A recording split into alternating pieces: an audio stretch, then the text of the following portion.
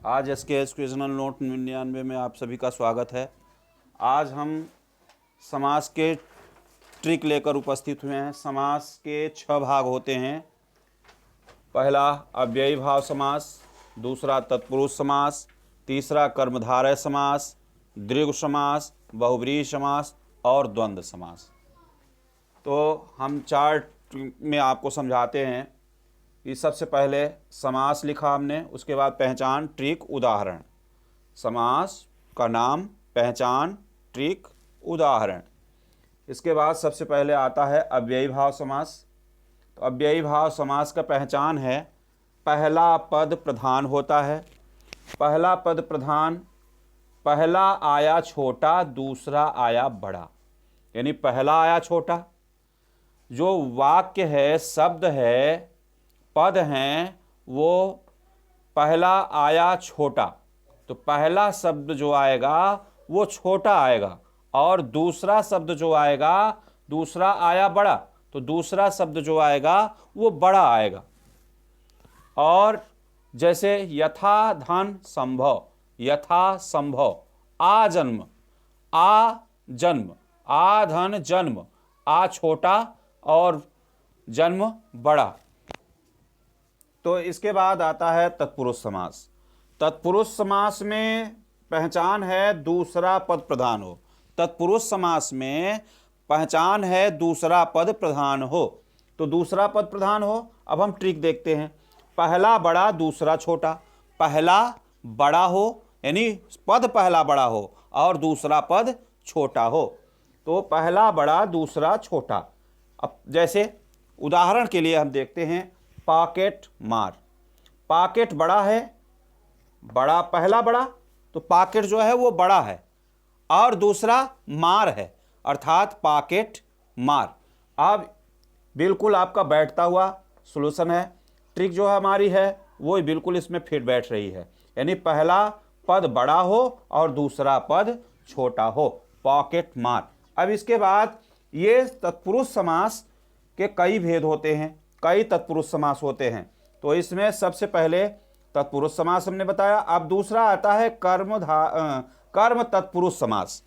कर्म तत्पुरुष समास का ट्रिक पहचान है को, जैसे कर्ता ने कर्म को, तो कर्म जो है वो क्या है, कर्म तत्पुरुष समास को का चिन्ह लगता है।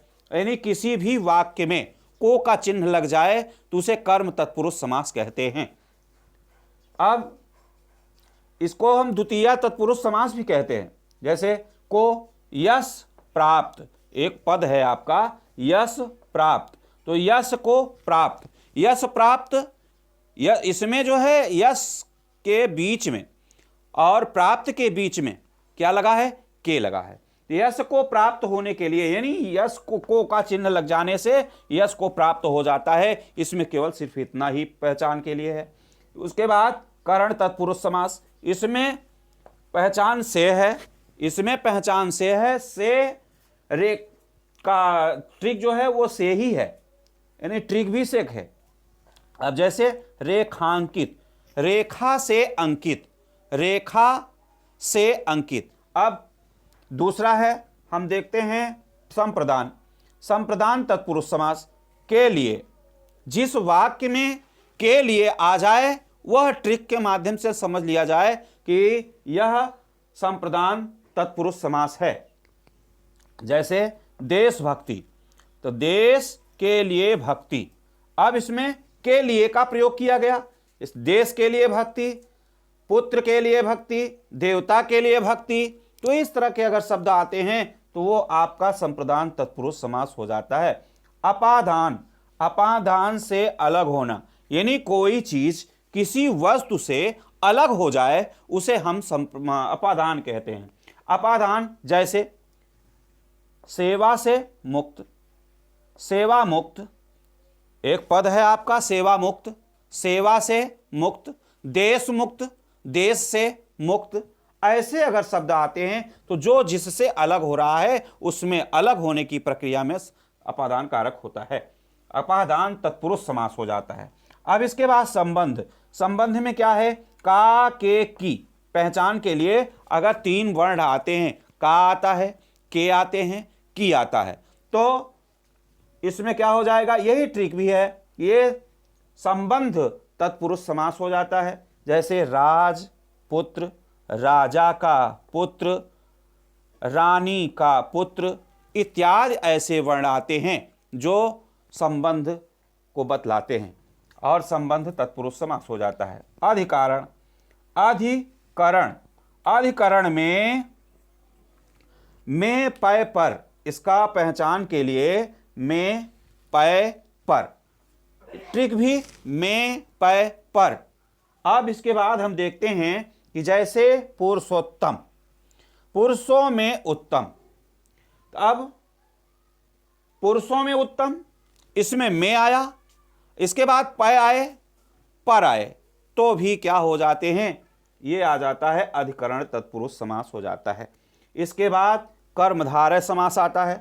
कर्मधारय का पहचान है दूसरा पद प्रधान होता है, दूसरा पद प्रधान होता है। पद तो दो होते हैं, प्रथम पद द्वितीय पद, तो दूसरा पद इसमें क्या होगा, प्रधान होगा। पहला विशेषता बतलाती है और दूसरा तुलना, कैसा है, यानी कुल मिला के कैसा लगा दीजिए तो आपको पता हो जाएगा कि कर्मधारय समास है। जैसे नील कमल, नील कमल, नीला है कमल, कैसा है कमल, नीला है कमल। चंद्रमुखी, कैसा है चंद्रमुखी, चंद्र के, चंद्रमा के समान उसका मुख है, चंद्रमुखी। तो इस तरह से ये कर्मधारय समास होते हैं।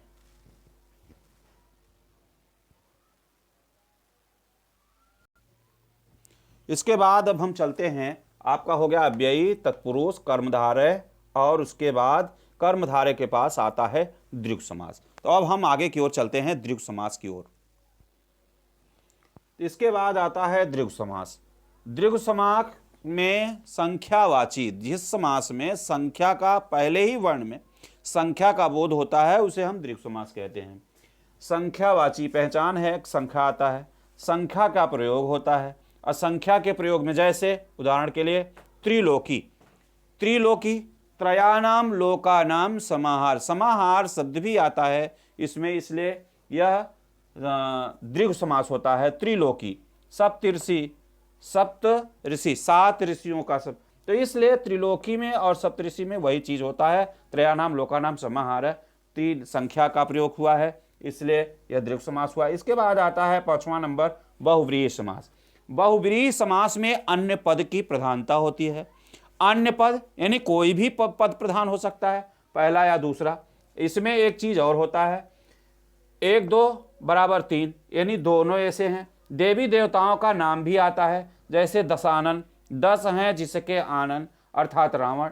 नीलकंठ, नीला है जिसका कंठ अर्थात शंकर जी। तो इस तरह से इसकी पहचान की जा सकती। फिर से समझिए, बहुव्रीहि समास में अन्य पद की प्रधानता होती है।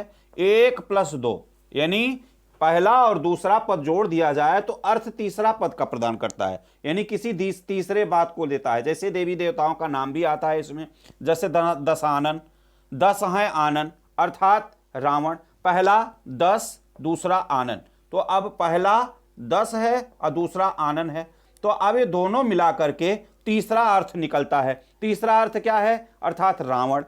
इस तरह से शंकर जी में भी आता है नीलकंठ का, तो नील है कंठ जिसके, तो पहला और दूसरा जोड़ने पर तीसरा अर्थ निकलता है। तो इस प्रकार से बहुव्रीहि समास हो जाता है। अब आइए हम चलते हैं द्वंद्व समास में। द्वंद्व समास में तो बहुत ही अच्छा है कि दोनों पद प्रधान होते हैं, चाहे वो पहला पद हो अथवा दूसरा पद हो। पहला पद हो या दूसरा पद हो, दोनों बराबर के हिस्सेदार होते हैं, दोनों ही प्रधान होते हैं, और दोनों पदों के बीच में और का चिन्ह लगा होता है, च का चिन्ह लगा होता है, च निशान है। तो ये समास की ट्रिक है कि च लगा हो तो वो द्वंद्व समास हो जाता है। जैसे माता पिता, तो माता पिता, माता और पिता दोनों में और का चिन्ह लगा। दिन और रात, दिन रात, दिन और रात, तो दिन के और रात के बीच में और का चिन्ह लगा, और दोनों बराबर हैं, चाहे दिन हो चाहे रात हो। जितना महत्व रात का है उतने दिन का है। जैसे भाई बहन, भाई और बहन, जितने महत्व भाई का है उतने महत्व बहन का भी है।